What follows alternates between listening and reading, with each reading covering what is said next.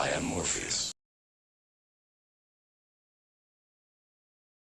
On the history of ancient blacks in the United States, in the North America and South America, and how they were here a lot longer than even the Native Americans, which Columbus called Indians because he couldn't find India. So we're talking Native Americans, and then we're talking Native Americans as long as 100,000 years ago. Now I'm going to talk about the history of California, how it was named California. I did a previous piece on the history of America and why it's named America, and I'm getting flack from my friends about calling them on the use of the name America when I'm asking if they mean South America, Central America, or Canada. They get mad at me, but they should be using the words United States, not America, so I'm trying to correct them. A History of the African Olmecs, Black Civilizations of America from Prehistoric Times to the Present Era by Paul Alfred Barton, originally written in 1998. This is a very good book, very important book. The earliest people in the Americas were people of the Negritic African race who entered the Americas perhaps as early as 100,000 years ago by way of the Bering Strait, and about 30,000 years ago in a worldwide maritime undertaking that included journeys from the then wet and lake-filled Sahara towards the Indian Ocean and the Pacific, and from West Africa across the Atlantic Ocean towards the Americas. According to the Gladwin thesis, this ancient journey occurred particularly about 75,000 years ago and included black pygmies, black Negritic peoples, and black Australoids, Australia, similar to the Aboriginal people of Australia and parts of Asia, including India. Now, this part about the journey here. So a quick sidebar here for those that question that the Sahara Desert was tropical at one time. This is from the Perry Reese map of Antarctica, 1929. A group of historians found a map drawn on a gazelle skin. Research showed there was a genuine document from 1513 by Perry Reese, a famous admiral in the Turkish fleet in the 16th century, 1500s. The Perry Reese map shows the western coast of Africa, the eastern coast of South America, and the northern coast of Antarctica ice-free. The northern coastline of Antarctica is perfectly detailed. Puzzling is how Perry's Antarctica map managed to be so accurate 300 years before it was discovered. Geological evidence confirms the latest date Queen Maud Land could have been charted in an ice-free state is 4000 BC. All right, so back to the book by Mr. Barton, A History of the African Olmecs. Recent discoveries in the field of linguistics and other methods have shown without a doubt that the ancient Olmecs of Mexico, known as the Zai people, came originally from West Africa and were of the Mende African ethnic stock. The Mende script was discovered on some of the ancient Olmec monuments of Mexico. I mean, some of these monuments, these heads of these people with negroid figures with lips and whatnot and curly hair and whatnot. I mean, these things weigh 20 tons, folks. Again, it's like the pyramids. We don't know how they did it. Although the carbon-14 testing date for the presence of black Olmecs of Z people is about 1500 BC, journeys to the Mexico and southern United States may have come from the West much earlier, particularly around 5,000 years before Christ. That conclusion is based on a finding of an African native cotton that was discovered in North America. Its only possible manner of arriving where it was found had to have been through human hands. And it goes on. This book goes into much great detail, but I want to talk about California here. Okay, so the similarities between the Olmec and West African civilizations include racial, religious, and pyramid building similarities, as well as the similarities in their alphabets and scripts, as well as both cultural speaking of the identical Mende language, which was once widespread in the Sahara and was spread as far east as Dravidian India in prehistoric times, as well as South Africa. During the early years of West African trade with the Americas, commercial seafarers made frequent voyages across the Atlantic. In fact, the oral history of a tradition of seafaring between the Americas and Africa is part of the history of the Washita people, an aboriginal black nation who were the original inhabitants of the Mississippi Valley region. Blacks, Negroids. Yeah! Along the Mississippi River, 6 miles from present-day St. Louis, Missouri, there stood a city that once dominated the heart of the continent. At its center was a powerful leader. A great number of years ago, there appeared among us a man who came down from the sun. This man told us that he had seen from on high that we did not govern ourselves well, that we had no master, that each of us had presumption enough to think himself capable of governing others, while he could not even conduct himself. 1,000 years ago, the great sun, a leader who was both king and pope, lived atop a man-made royal mountain, 10 stories high. Its 16-acre base larger than any pyramid in Egypt. He told us that in order to live in peace among ourselves, we must observe the following points. We must never kill anyone but in defense of our own lives. We must never know any woman besides our own. We must never take any things that belong to another. We must never lie, nor get drunk. We must not be avaricious. We must give generously and with joy, and share our subsistence with those who are in need of it. From the heights of his royal estate, the great sun mediated between the Creator and the people, between the sun and the earth. This is Cahokia, city of the sun. The great sun ruled the thriving center of a vast Mississippian culture. Outside the walled city, communities of farmers, hunters, and fishermen stretched for miles, surrounded by fields of corn.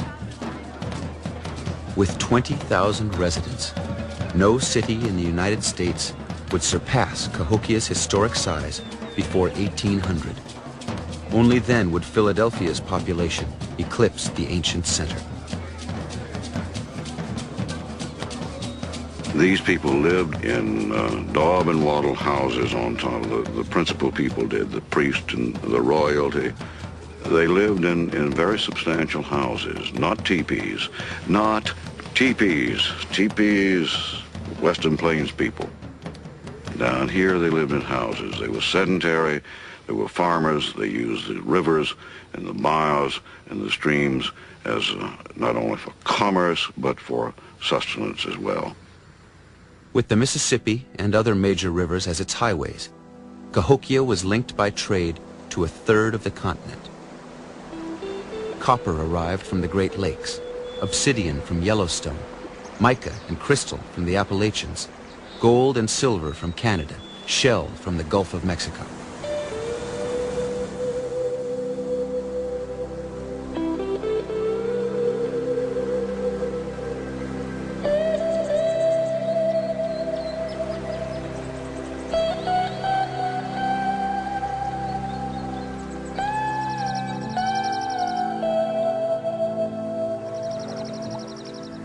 Look at these old live oak trees that have seen so much pass by them. Magnificently dressed Indian people coming down that bayou in a dugout, greeting people, standing right here on this bank, of having a good time, because they did. You know, Indian people have always known how to have a good time. And there would be a feast prepared. The women would put the corn together. They'd make sofki. They would roast a deer. The people would bring gifts. You never go to an Indian's house without bringing something that's as old as the sunrise.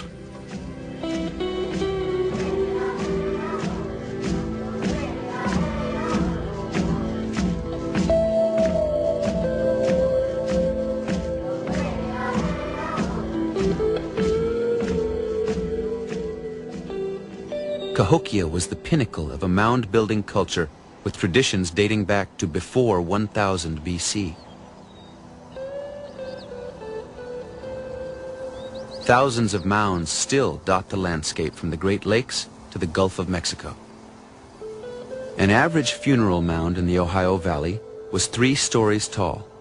Construction could represent 200,000 man-hours of labor, or 100 men carrying the baskets of earth for a year. But few mounds compare with the religious effigy located 50 miles east of Cincinnati, Ohio, the Great Serpent Mound.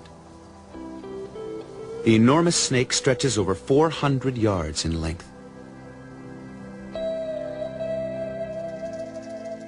While their earthworks are the mound builders' most visible legacy, their smaller creations are their most beautiful.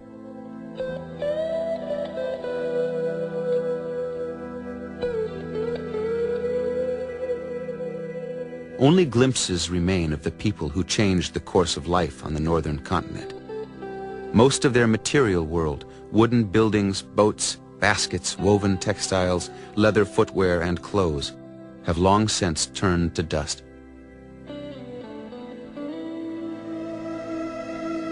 The former Louisiana territories and parts of the southern United States. According to their oral traditions, their ancient ships crisscrossed the Atlantic Ocean between Africa and the Americas on missions of trade and commerce. Some of the ships used during ancient times, perhaps earlier than 7,000 BC, which is the date given for cave paintings of the drawings and paintings of boats in the now dried up Sahara Desert, are similar to ships used in parts of Africa today. These ships were either made of papyrus or planks lashed with rope and hollowed out tree trunks. Probably hemp, too. These ancient vessels were loaded with all type of trade goods, and not only did they crisscross the Atlantic, but they traded out of the Pacific and settled there all the way to California. In fact, the tradition of black seafarers crossing crossing Pacific and back and forth to California is much older than the actual divulgence of the fact to the first Spanish explorers, who were told by the American Indians that black men with curly hair made trips from California shores to the Pacific on missions of trade.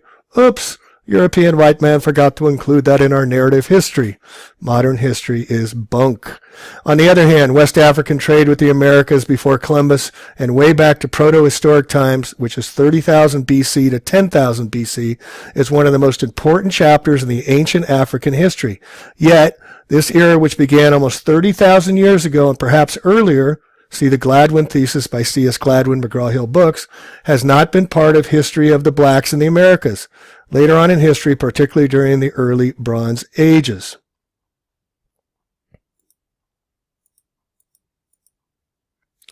Various cultures, clues, and traces unique to Africa, as well as to living descendants of prehistoric and ancient African migrants to the Americas, continue to exist this very day. The Washita Nation of Louisiana is one such group. The Garifuna, or the Black Caribs of the Caribbean and the Central America, is another. The descendants of the Jamas, who live in Georgia and the surrounding states, is another group. There's also others, such as the Black Californian of Queen Calafia fame, the Black Amazon Queen mentioned in the book Journey to Esplandian by Ordonez de Montalvo during the mid-1500s. All right, and then I'm going to read the rest of this from this book because it's not included and I can't get the PDF on this. So, the Olmecs, the very name California, may be of pre-Columbian African origins. That name originated from the name of the legendary black Amazon queen Calafia, who existed in California before the Spanish invasion. During that period, the Spanish believed that California was inhabited by blacks, as we just said. Moreover, documentation exists which includes photographs, logs, paintings, and living descendants of the pre-Columbian black Californians, which verify the fact that California and much of the Southwest, later stolen and occupied by the Spanish, let's say the Jesuits, missions, and their descendants, was once the land of the black people. This land was not fully occupied until the late 1800s, and California made its state union in 1854, I believe, something like that. Many of these native black Americans moved into the cities where they blended in with the African American population migrating from Mexico and the southern United States. John J. A. Rogers presents a photograph of one of these real and legitimate owners of California and the Southwest in his book, Africa's Gift to America, J. A. Rogers. Other books show these blacks herded by Spanish Californios on horseback just before the period of the American occupation of California. Ironically, today, these same invaders' descendants, lacking the facts or pretending to suffer historical amnesia, want to claim California and the southern West as theirs, whereas the entire region belonged to no other than the black race, who have lived in the region since prehistoric times. In North America, particularly the continental United States, the presence of the black Californians of California and the Southwest, who are more native to this region than any of blended and other blended ethnic groups who originated in the West and Southwest after the coming of the Spanish, the Ochita of the Mississippi region, of Texas, Louisiana, Oklahoma, Arkansas, and Mississippi, the Yamasee of the Carolinas, Florida, Georgia, and Alabama, the Afro-Daryanites of the Isthmus of Panama, who continue to follow the pre-Columbian lifestyle similar to other, quote, Indians in the region, are all members of prehistoric pre-Columbian African people who may have sailed either across the Atlantic to the Pacific or walked across the Bering Straits. Apart from these blacks are the Churros of Brazil, a number of isolated black Negroid, quote, Indian communities who reside in the coastal and mountainous regions of northern South America. The Pan-Caribs, the Garifuna, who number in the hundreds of thousands to millions, both on their own lands and living in their urban areas through Central America, South America, the Caribbean, and the United States, are among a large group of black peoples of prehistoric and pre-Columbian African origins who exist today. Revisionist history indeed. The Negroids, the blacks, which we call African Americans, were here before the, quote, Native American Indians, Native Americans, who I call them. Columbus again, the only thing Columbus discovered was how he was lost, and and all the rest of the flat earth memes that came out of that as well. So anyway, I just wanted to follow up with that. California, the name of it, Queen Calafia, from the Queen of Africa, and we need to understand our history a little bit better, and hopefully this helps you understand the history of the naming of California, and I'll include in the show notes the naming of the history of the naming of America as well, which is from South American descent.